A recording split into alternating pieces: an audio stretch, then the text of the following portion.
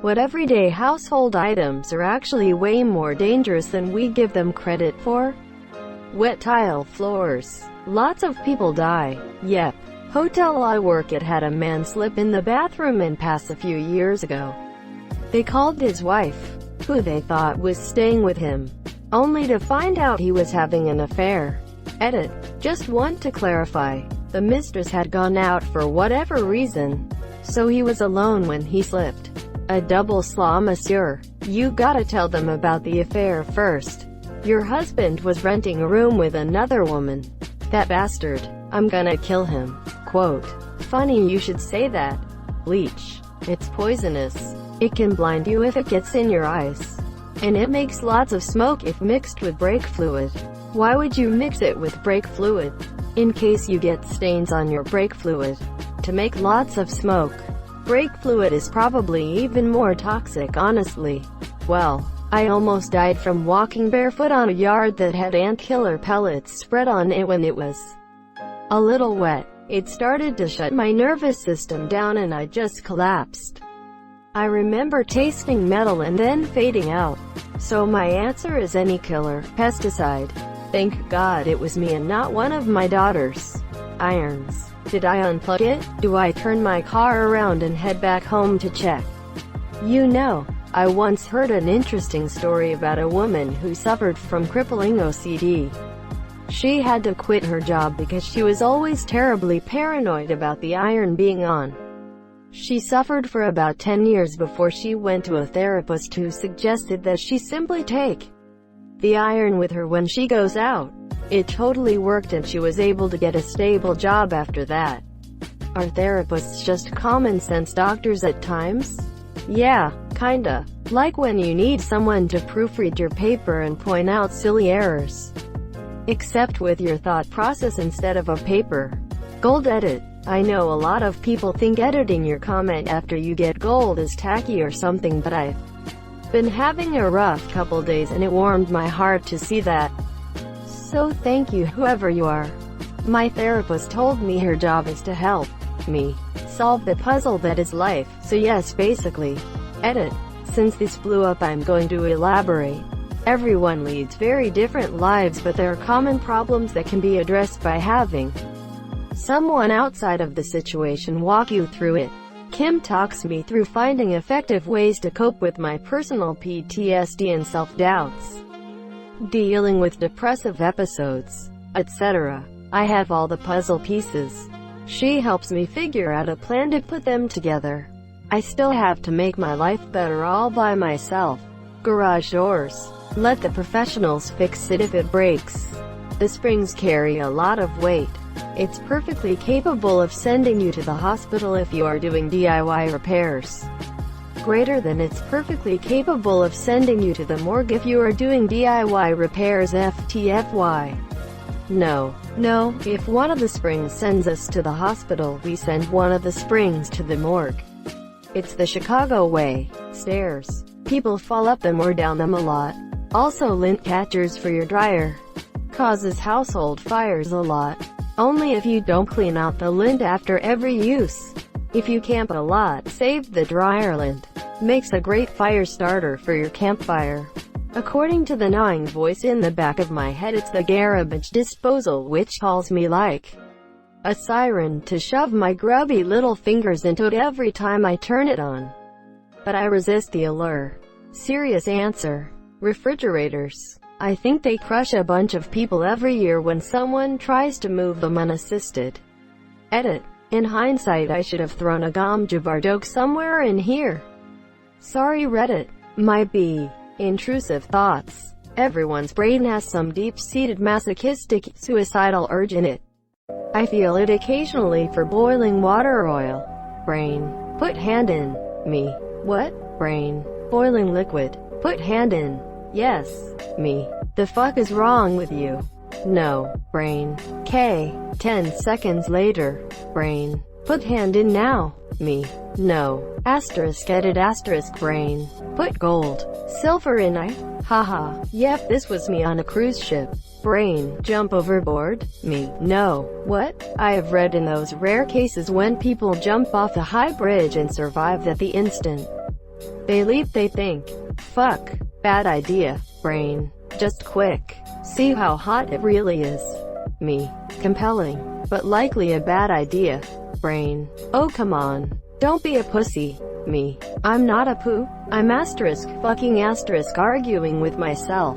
Water in bathroom floors. More people are killed or injured in accidents in bathrooms than most people realize. Dull knives. Yeah, whenever I buy a knife, I make sure they have some charisma or personality to them. Hi Dad. Wish this were more well known.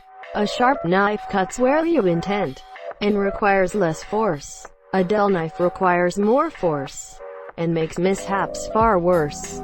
I used to teach a twice-yearly knife safety course for Cub Scouts, and the number of parents that tried to argue about this was mind-blowing high. It'd probably make sense to distinguish potential harm and likely harm, monsieur.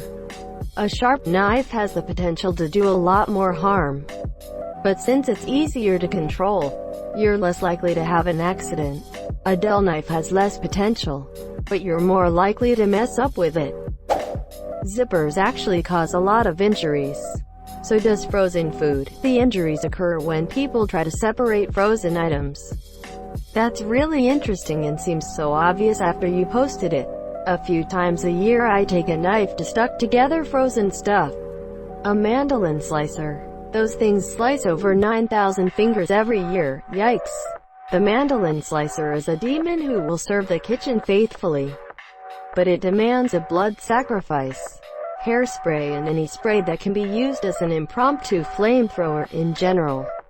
My family still reminds me of the dreaded days that ensued after I showed my little cousin this cool new trick. My dad learned this trick while I was on a Boy Scout camping trip from some of the more pyro-leaning scouts. Fast forward several years and I'm in college. There's a wasp nest hanging from the carport light fixture. He remembers the spray can flamethrower. What does he reach for? Engine starter fluid. Basically pressurized ether. There were concentric scorch rings around the light fixture, the largest having about a 6-foot radius. From the fireball, the wasp nest was gone, as was the hair on his arm, monsieur. Still don't know how he didn't burn that part of the house down. Alexa, please order me a lighter, a case of engine starter fluid, and a case of spray-on hair. All I'm hearing is that it got rid of the wasps. Any corner. The corner of a table or the corner of a cabinet drawer. Never leave those doors open. It takes one wrong step to lose an eye, or one bad fall. That's why I live in a corner-free house. Throw rugs on senior citizens' houses.